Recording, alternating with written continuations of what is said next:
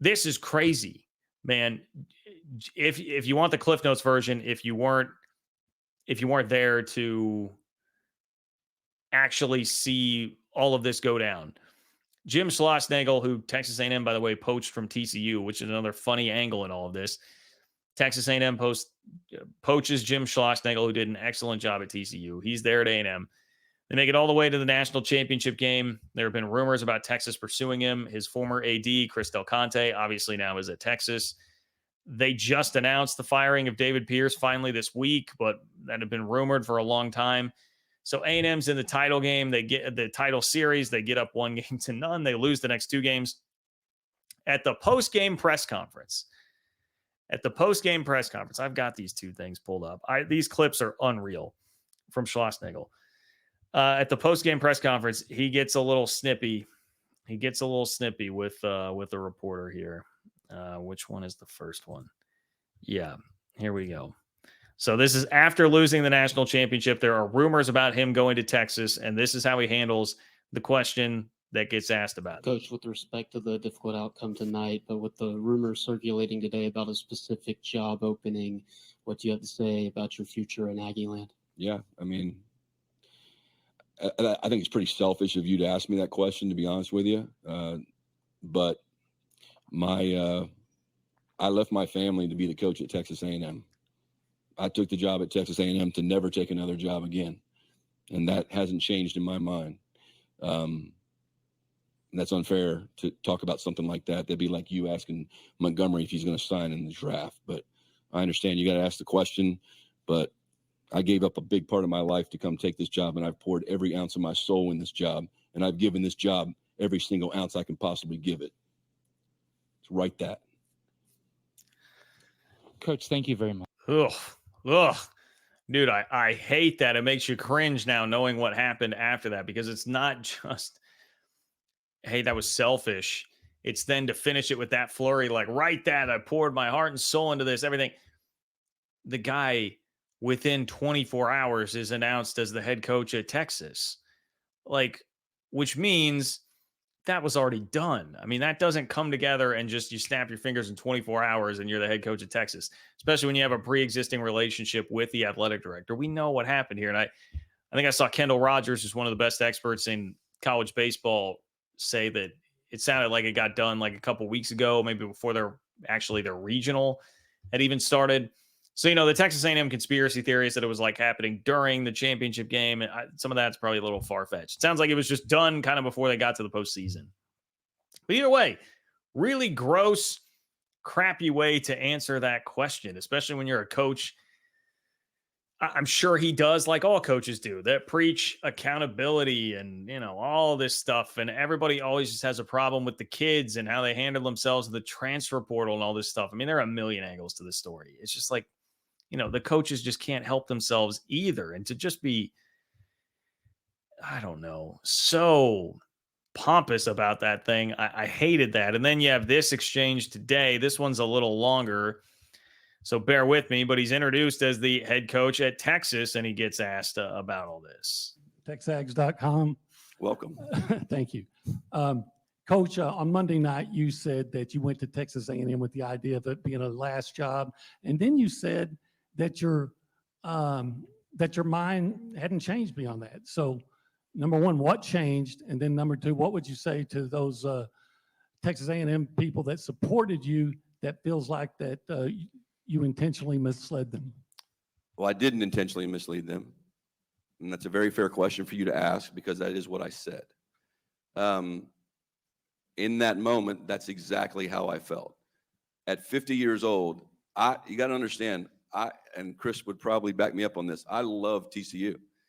My children grew up there, Fort Worth. I was there 18 years, and it had to be a very unique situation for me to leave that at 50 years old. I love Coach Garrido, but I hope I get to coach here for a long time, but I don't really have any plans on coaching to 75, 78 years old. So I made that choice because it aligned both personally and professionally with what I had going on at the time. And I loved it. And I dove in with every single ounce of me to help A&M have the very best baseball program it can possibly have. And that investment lasted through the last pitch of the national championship game. It never wavered, not 1 second. I don't care what anybody says. As Chris likes to say, we have jobs and try to run a business on other people's passion. And if I had left Texas A&M for some other school in a different part of the country, the interesting text messages and messages that I got yesterday probably wouldn't have happened. But I get it. You can't ask for your fan base to support you and be passionate like the 12th man always has been, but really was this year. Our crowds were awesome. Awesome. Every single game. And so you can't ask for that like I did and our staff did, and then expect everybody to be okay with a coach leaving for its rival school. And I get it. And I get it. All I can say is I have a career too. I have a personal life as well. That I have goals, and I just simply felt like no negative at A&M, just the positives of the alignment, and frankly, my relationship with Chris, that I knew there wasn't anybody at Texas A&M that I couldn't trust. I just know that I can trust Chris. I just know that. And as hard as that decision was, I could not walk away from it. Okay, so here's the deal. Like, I feel like most of that answer is all fine and good. Like, that's saying, hey, I can't ask these fans to be real passionate and then expect them to not be passionate when I turn around and go to the rival to say, hey, I've got goals. I've got a career too. I've got things I want to do. All that stuff is fine. And like, it's true. And we all basically know that that is true. But then don't be a dick when the guy asks you about it and you leave 24 hours later and you know that it's already wrapped up. Like, that's the thing. We're talking about accountability. I mean, it's the type of move that, like, I feel like there is certainly plenty of criticism coming Jim Schlossnagle's way. But if it were a kid that did this, what happens when a kid turns around and decommits from somebody? If a kid were to decommit from somebody 24 hours later, like, they would get drugged through the mud, and people would, this is a commentary on kids these days and society, and, they want too much attention, and we would do all of that with them. Let's just please keep the same energy for Jim Schlossnagle here, a guy who's going to be paid millions of dollars to go be the head baseball coach at Texas here for doing this and leaving his players in the lurch 24 hours after they just lost the national championship game in heartbreaking fashion, like lost the national title after having a 1-0 lead in that series. It's not a good look any way you slice it. And it's just slimy to have that reaction to a reporter and then turn around.